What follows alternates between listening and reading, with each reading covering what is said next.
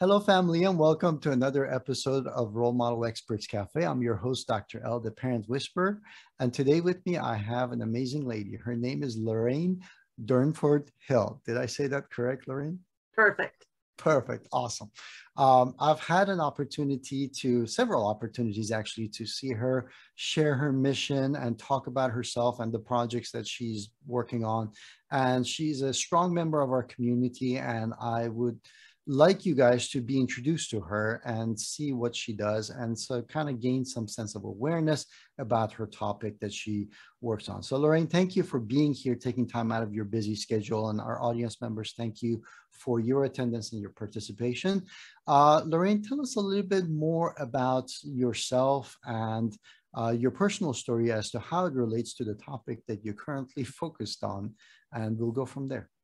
All right. Well, thank you, Dr. L. Well, I am a registered early childhood educator and a resource consultant. And I've been working with families and children, daycares for 40 years. And many times I was sort of the first person in the door when a parent got a diagnosis, or I may have even been there when they got that diagnosis.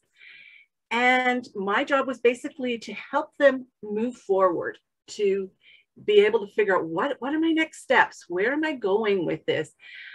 But what I really noticed with these parents, anger came out like loud and clear, because there was a loss of a dream. You know, it was that grieving process, and they, would go searching for things, and sometimes they get misinformation, or they would just be so overwhelmed that they didn't do anything. They were flat. Right. So what I often do, I don't know if you are aware of the poem called Welcome to Holland. It's sort of a metaphor for, planning for this perfect child, trip to Italy, but you end up in Holland. So you have a child that's different, but there's still some great things about Holland or being there. So exactly. I think that sort of helps parents go, okay, take a breath and figure out, what am I going to do? This is my life right now. But because I have that 40 years of experience, I've got lots of stories I can share with families, like kids that weren't talking and now are talking, that, they'll often say to me later on, why did we ever want to get him to talk? Because he won't shut up. So there's things like that that I can share with families, that I've seen kids do some amazing things, kids that were given, prognosis is when they were young, and they're going to college. It's amazing. So I can offer that to parents as well, to help them go through through the stages of grief and move forward. But that was sort of really why I wanted to talk about anger, because I see it in so many people, especially in those situations. Right. And that's a really good point, because when you're talking about the stages of grief, anger is one of those, but how people process anger is very different. And like you said, there are people who just get paralyzed by it. There are people who lash out, and they're constructive, of course, and destructive ways. Now, the amazing thing is that not only this can have a drastic result as far as the outcome, and how you respond to things, but also the children are actually constantly observing you and learning from you. And that's the biggest teaching that we ever do to them. It's like, how do we live our lifestyle, right? So this becomes a really, really important point to kind of pay attention to this. And the topic that you're describing as far as your expertise is concerned, like where you come from, a child's health is usually on the forefront of a parent's mind usually. So when you have drastic changes to that, that can create drastic expressions on the parent side as well. So thank you for categorizing and cataloging that over the years, and doing what you do currently. So what are some of the typical challenges and things that parents come to you and is part of their frustration? Well, a lot of parents don't understand what anger is. Like, why? What's the underlying issue? Why are they angry? Why are they,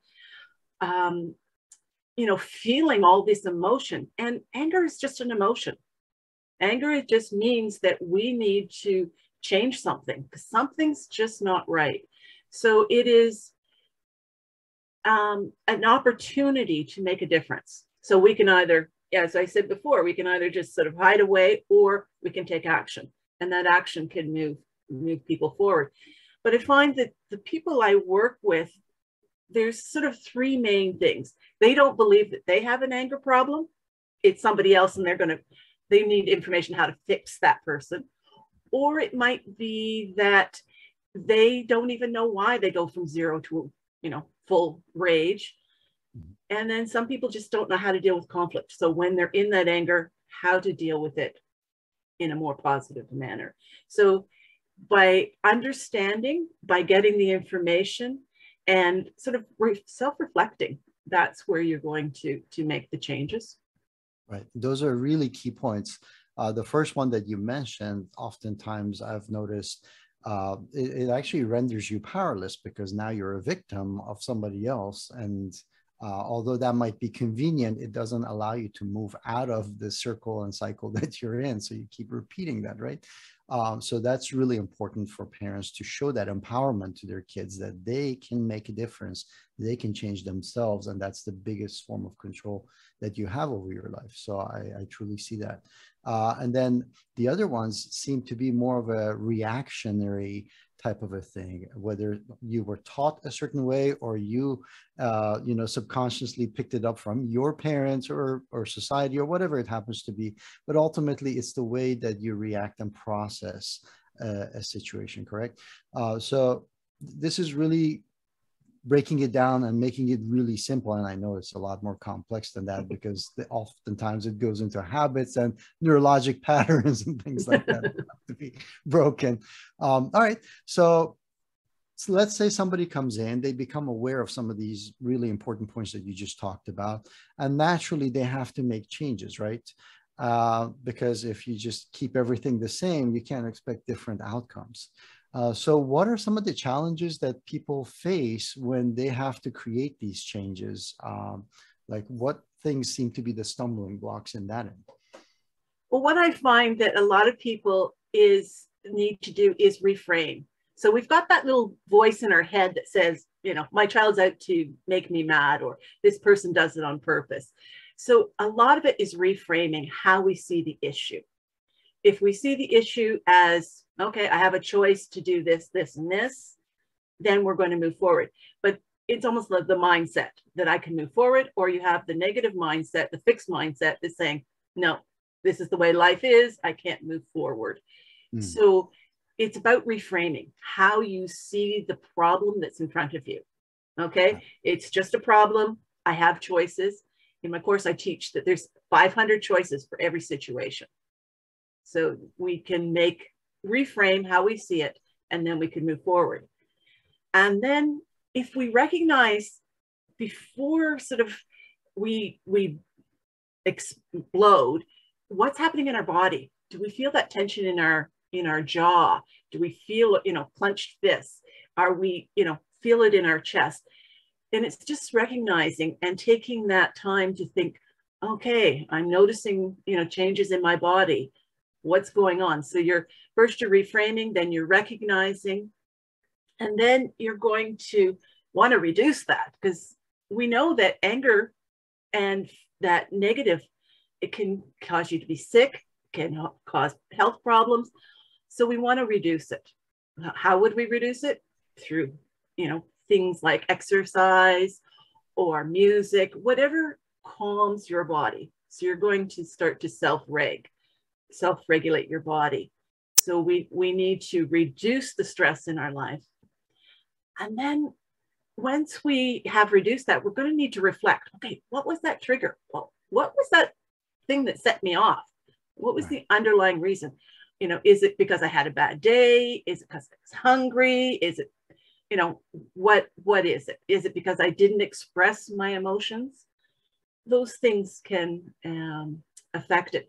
And then the final thing is we're going to respond by using conflict resolution. So when we have an anger situation, we're not going to let it fester, or we're not going to sort of stuff it down.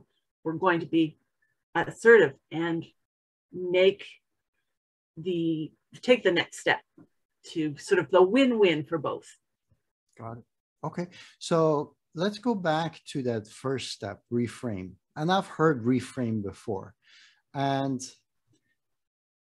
are there some exercises for people to do for reframing? And the reason I ask this is because when you get triggered, many times you go into black and white. It's either this or that, and you automatically stop considering all these other options because you're in your survival mode, right? So how can people practice and exercise reframing under normal circumstances so it becomes instinctual or much easier to do under difficult situations? Well, I find that it's practice. It's, even just writing down your emotions. What am I feeling right now? Okay, how can I see that in a different way? Like, it's even just taking the time. Okay, this is what happened today, and practice. How can I change that? If a child is taking a temper tantrum, he always does this to me. Well, now let's look at this. Oh, he only seems to do this when I, haven't prepared him, or the child hasn't done this. The child only does this when he's hungry. So you're looking at it differently. So it's almost a practice of looking at things a little bit differently, finding out what's that underlying thing, what's going on. It's probably not what we originally think. There's something else going on. So it is more of a practice of looking deeper, because it's not usually what's at the surface that you're reacting to. Exactly. Awesome. I know that there are so many gems and little secrets about all of these steps you're describing. Lorraine, how can people find out more about you, what you do, and be able to follow you and get insight and information from you? Okay. You can contact me at tamingtheangermonster@gmail.com. And if you contact me, then I can send you out 20 ways to reframe your self-talk. So it's just 20 different ways of just thinking about things a little bit differently. But I also offer an 8-week online program for parents, and that's called Taming the Anger Monster. And also for children, I will do a one-on-one Zoom interactive for children 5 to 10, and it's more about drawing and thinking about what anger feels like for them. So it's a simpler version of it. And so I can send you out more information about Taming the Anger Monster if you contact me at Gmail. And you can also find me on Facebook for Steps to Learning. And I also have a website, mychildisspecial.ca. Awesome. I love that. And you mentioned something that's really, really important, is because in this day and age of technology and really social isolation, regardless of how connected we are, I'm finding out more and more that people have trouble in expressing and communicating. I mean, we literally just saw an incident with the Oscars, basically, about being able to express, right? Or not being able to express in this matter. So, so I think it's a topic that definitely deserves further attention, and the sooner we can go ahead and create positive habits, children specifically, that would be great. And then, of course, we want to make sure that we surround them in an environment that they can actually go ahead and see it in action and be able to model after that. So thank you, Lorraine, so much for sharing this information. Really, really important stuff. Any final words before we finish? Well, I think that I really like Stuart Shanker says, if we see a child differently, we see a different child. And I think that is truly what children, if we see them differently, we see a different child. Wow, that is so powerful. That is very powerful. I appreciate that. Thank you, guys. I appreciate you for staying tuned with us. If you haven't already done so, go ahead and click subscribe and like, so you get notified of all the experts that come here and share their expertise and their gifts with you.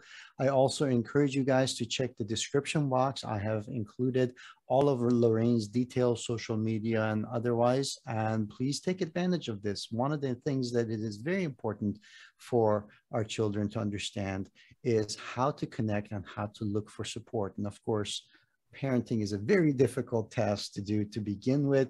So you practicing reaching out for support and reaching out for resources is a great way to model to the kids that they can do the same thing and that they're not alone. So make sure that you check the description box, and we appreciate all of you for being here.